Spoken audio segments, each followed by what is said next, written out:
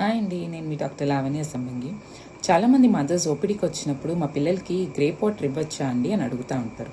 ఎందుకంటే ఇంట్లో పెద్దవాళ్ళు చాలా కాలం నుండి తరతరాలుగా వస్తుంది ఏంటంటే గ్రేప్ వాటర్ ఇస్తే పిల్లలకి గ్యాస్ నొప్పి ప్లస్ ఈ పొట్టలో నొప్పులు ఇవన్నీ తగ్గిపోతాయి, పిల్లలు చక్కగా పడుకుంటారని మిత్లో ఉంటారనమాట. దానికి దీనికి మాత్రం రిలేషన్ లేదు. పిల్లలకి మాత్రం గ్రేప్ వాటర్ అనేది పట్టద్దు. ఎందుకంటే ముఖ్యంగా 3 మెయిన్ రీజన్స్.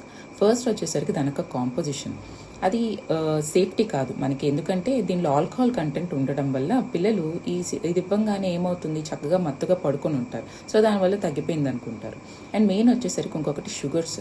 దానిలో షుగర్స్ ఉండడం వల్ల, అది తీయగా ఉండడం వల్ల పిల్లలు చక్కగా తాగుతారు. కానీ బట్ దానివల్ల లెస్ దాన్ 1 year మనం షుగర్స్ ఇవ్వం కాబట్టి పిల్లలకి దానివల్ల ఫ్యూచర్లో డెంటల్ కేరీస్ అండ్ కాంప్లికేషన్స్ వచ్చే ఛాన్సెస్ ఎక్కువ ఉంటాయి.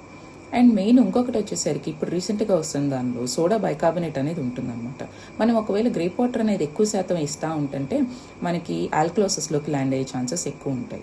సో దానివల్ల ఏమవుతుంది, muscle spasms, constipation problems and రకరకాల హెల్త్ ప్రాబ్లమ్స్లోకి ల్యాండ్ అవుతారు. అండ్ మెయిన్ ఇంకొక రీజన్ ఏంటంటే ఎక్కడ మనకి ప్రూవెన్ ఎవిడెన్స్ అనేది లేదు. లైక్ గ్రేప్ వాటర్ ఇస్తే పిల్లలకి gas pain and colic pain తగ్గిపోతుంది అనేది ఎక్కడ ప్రూవెన్ ఎవిడెన్స్ లేదు. అండ్ ఇంకొకటి ఏమవుతుంది, పిల్లలు ఇలా తగ్గడం ఎఫెక్టివ్గా పనిచేయంగానే పిల్లలకి తల్లిదండ్రులు ఏం చేస్తారు, ఎక్కువసార్లు ఇస్తూ ఉంటారు ఈ కోలిక్ సిరప్స్, లైక్ ఈ గ్రేప్ వాటర్లు ఇవన్నీ ఎక్కువ మోతాదులో వెళ్ళిపోతూ ఉంటుంది మనకు తెలియకుండానే. దానివల్ల కాంప్లికేషన్స్ అండ్ హెల్త్ ఇష్యూస్ వచ్చే ఛాన్సెస్ ఎక్కువ కాబట్టి పిల్లలకి మాత్రం గ్రేప్ వాటర్ అనేది పట్టద్దు. Thank you.